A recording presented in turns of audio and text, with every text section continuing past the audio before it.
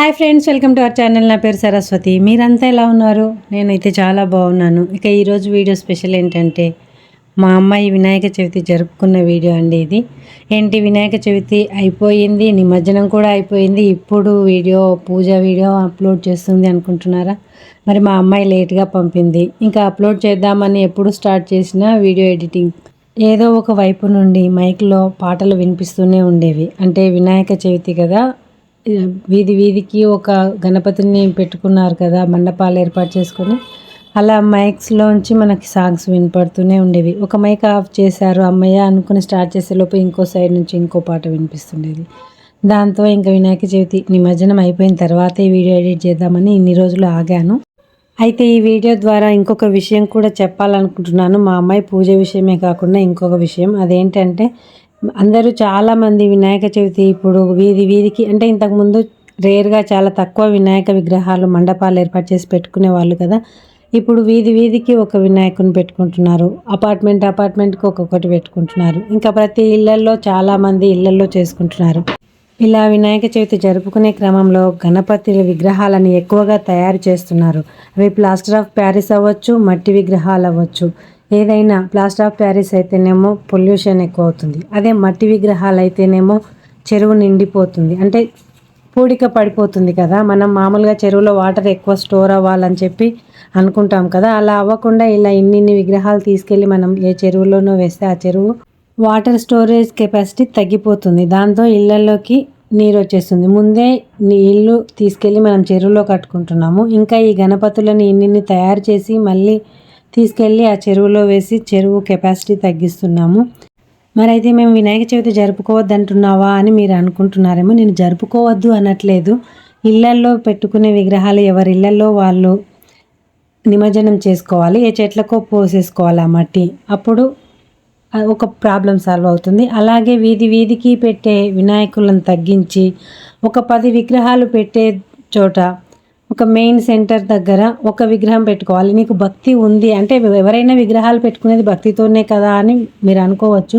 Okay, భక్తి ఉంది. భక్తి ఉన్నప్పుడు ఆ పెట్టిన దగ్గరికి వెళ్ళి మనం పూజించుకోవాలి. అలా కాకుండా వీధి వీధికి ఒకటి పెట్టి ఇలా పొల్యూషన్ని పెంచడము, అంటే ప్లాస్టర్ ఆఫ్ ప్యారిస్ విగ్రహాలు అయితే పొల్యూషన్ పెరుగుతుంది, అదే మట్టి విగ్రహం అయితే చెరువు పూడుతుంది. ఇలా ప్రాబ్లం క్రియేట్ మనమే మన నేచర్ని పాడు చేసుకోవడం అవుతుంది కదా.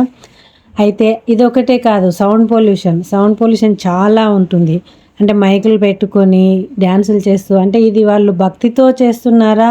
సరే గణపతిని పెట్టుకున్నారు భక్తితో అనుకుందామా అంటే లేదు. ఎందుకంటే పిచ్చి పిచ్చి పాటలన్నీ పెట్టి ఊరేగింపుగా తీసుకెళ్తున్నారు. మనం ఇప్పుడు నిమజ్జనానికి వెళ్ళేప్పుడు ఎలాంటి పాటలు వినిపిస్తున్నాయో మీకు అందరికీ తెలుసు కదా. అలాంటి పిచ్చి పిచ్చి పాటలు పెట్టుకొని డ్యాన్సులు చేస్తున్నారంటే అది వాళ్ళ ఎంజాయ్మెంట్ అనుకోవాలా, భక్తి అనుకోవాలా? భక్తి అంటే భక్తి పాటలే వినపడాలి. అలా కాకుండా ఇలాంటి పిచ్చి పాటలు వినపడుతున్నాయి అంటే అది వాళ్ళ ఎంజాయ్మెంట్ కోసం అని అర్థం. అంటే వాళ్ళు ఎంజాయ్ చేయడం కోసం దేవుడి విగ్రహం పెట్టుకొని దేవుడి పేరుతో ఇలా చేయడం పాపం కదండి. అసలు ఇలాంటి పాపం చేసే బదులు వాళ్ళు ఎక్కడో ఏ పార్టీయో ఏర్పాటు చేసుకొని అక్కడ ఎంజాయ్ చేయొచ్చు. ఇలా దేవుడి విగ్రహం పెట్టి ఇలా దేవుడి ముందు పిచ్చి గంతులు వేయడం, పిచ్చి పాటలు పెట్టడం చాలా తప్పని నా అభిప్రాయం. అసలు నిజానికి చెప్పాలంటే మనం ముంబై వాసులను చాలా ఆదర్శంగా తీసుకోవాలి. ఎందుకు అంటున్నారా? అంటే వాళ్ళు మనలాగా వీధి వీధికి ఒక విగ్రహం పెట్టరు. మెయిన్ సెంటర్స్లో మాత్రమే విగ్రహాలు ఏర్పాటు చేసుకుంటారు. అందరూ అక్కడికి వెళ్ళి పూజలు చేసుకుంటారు. మానవ సేవే మాధవ సేవ అన్నారు కదండి. ఇలా వీధి వీధికి ఒక విగ్రహం పెట్టుకొని పూజలు చేసి సౌండ్ పొల్యూషన్ పెంచితే దేవుడిపై నీకు భక్తి ఉన్నట్లు కాదు, ఆ దేవుడి అనుగ్రహం నీకు పూర్తిగా దక్కుతుందని కాదు. నిజంగా నీకు దేవుడి అనుగ్రహం కావాలి అంటే ఇలా వీధి వీధికి విగ్రహాలు పెట్టి ఆ సౌండ్ సిస్టమ్స్కి వీటన్నింటికి అయ్యే ఖర్చు తీసుకువెళ్ళి ఏ అనాథాశ్రమానికో ఏ వృద్ధాశ్రమానికో ఆ డబ్బులు ఇచ్చేసి వాళ్ళకి సాయం చేస్తే ఆ పూజ చేసిన పూజా ఫలం కంటే ఎక్కువ పుణ్యం దక్కుతుంది. అదే దేవుడికి కూడా అది చాలా ఇష్టం. ఏమంటారు ఫ్రెండ్స్? నేను చెప్పింది కరెక్టేగా?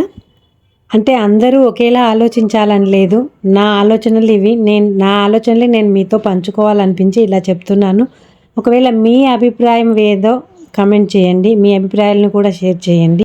అందరూ ఒకేలా ఆలోచించాలని లేదు కదా. నా అభిప్రాయం మీకు తప్పు అనిపించవచ్చు, మీ అభిప్రాయం నాకు తప్పు అనిపించవచ్చు. అందుకే మీ అభిప్రాయాల్ని మీరు కామెంట్ చేయండి. అయినా నేను ఈ మాటలతో ఎవరిని కించపరచాలని చెప్పి ఈ వీడియో చేయట్లేదు. నా అభిప్రాయం ఇలా పంచుకుంటున్నాను మీతో అంతే. ఇక అసలు విషయానికి వస్తే మా అమ్మాయి ఇదిగోండి పూజ చేసింది. పూజ చేయడం కూడా పూర్తయిపోయింది.